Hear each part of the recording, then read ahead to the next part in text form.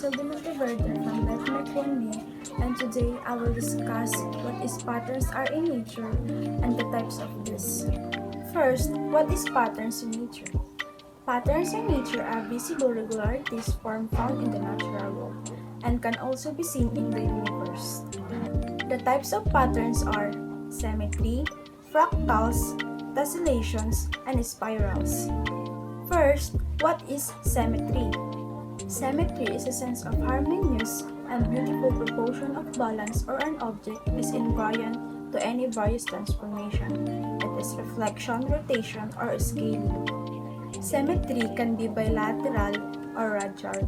Bilateral symmetry is a mirror image of each other. The example of bilateral symmetry is butterfly and dragonfly, while the radial symmetry can be classified as cyclic or dihedral.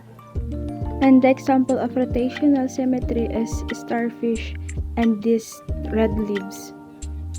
Next is fractals. Fractals is a curve or geometric figure, each part of which has the same statistical character as the whole. It is never-ending and can be called self-similarity.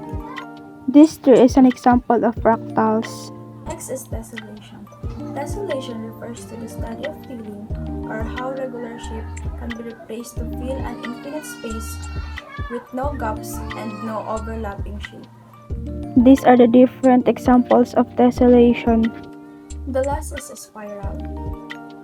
Spiral is a curved pattern that focuses on a center point and a series of circular shapes that revolve around it.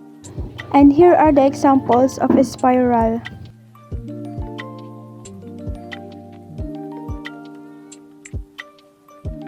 And that's all. Thank you for watching.